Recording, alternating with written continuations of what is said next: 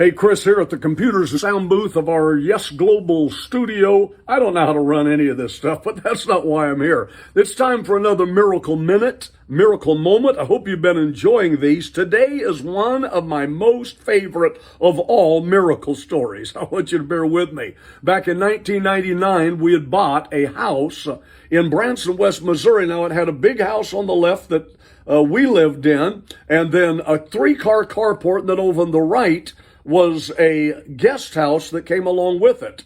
And it's like 1,450 square feet. My son Joshua lived there, started his family there, and they lived there for several years.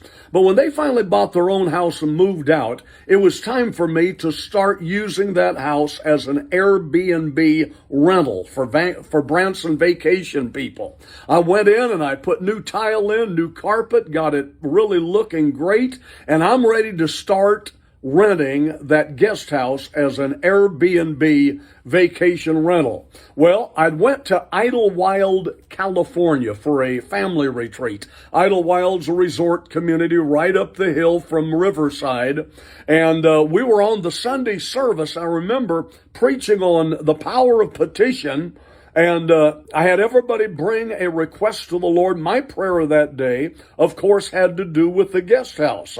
I would be going home the next day, and I'm hoping God will send somebody so that we can rent out the guest house and start using it as a additional income to take care of me and my family. Well, I prayed about that day at the altar service. Then I went back to the room that I had at the retreat, and I hadn't checked in yet online, so I went to do that. And before I did, I wanted to make sure I got a better seat than what I had, because they had me clear on the back row of that plane.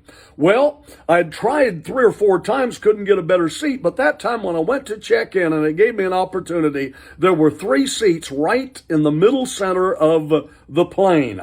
I immediately got one of those seats. Everyone else on the plane was completely taken and black and marked out, X'd out there on the American Airlines website. Well, the next day we got on the plane, and I'm ready to go home. We have to fly to Dallas, and then from Dallas to Springfield, and then I'll drive from Springfield on home to Branson, West Missouri, okay?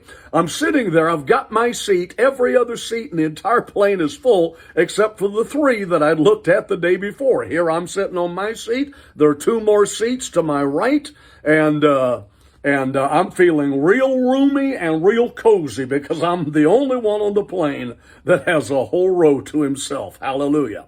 Well, the plane delayed for some reason. 10 minutes, 15 minutes, 30 minutes had gone by, and now almost an hour had gone by, and I'm afraid I'm going to miss my connection flight from Dallas to Springfield if this plane doesn't get off the ground quick.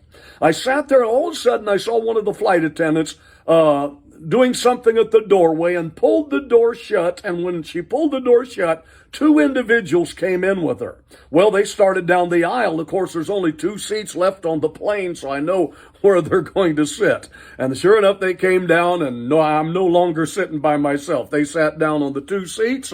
I looked over at them and said hello. He said hello to me. I said, I'm afraid this plane is so late, I might miss my connecting flight in Dallas. He said, well, where are you going? I said, I'm going from Dallas on to Missouri. He said, well, that's something. I'm going to Missouri too.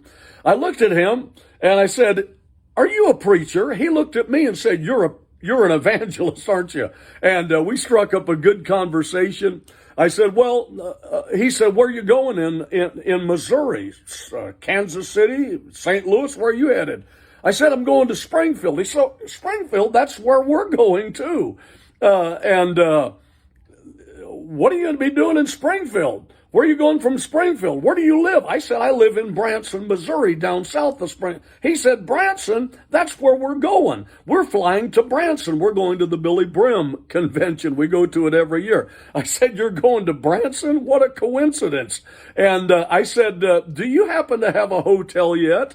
He said, well, we have our arrangements made. Why are you asking? I said, I just remodeled a new guest house, and it's available. If you don't want to stay in a hotel, you can stay in a home.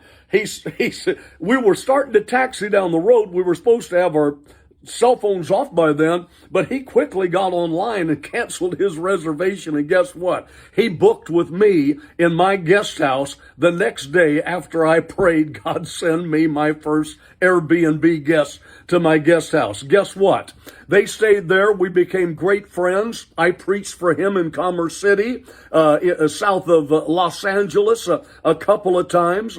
He stayed in my guest house every single year since. This is a remarkable miracle. And it all happened on the very day that I had asked God to send me my first guest. And guess what? 2 seats left over out of all of the places in the world that 757, I think it was, could have taken us to, with over 250 people on board. He came and sat right next to me. Both of us were preachers. Both of us were going to Missouri. Both of us were going to Branson. And he ended up in my home.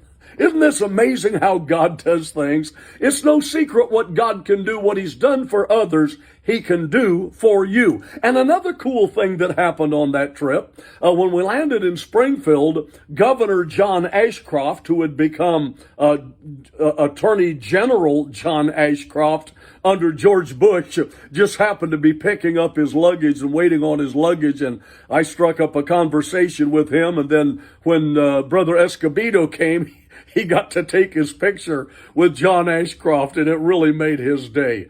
I thank God that he works miracles and he brings divine connections, and what may look like a coincidence, as I've told you many times, is a divine setup. It's a providence.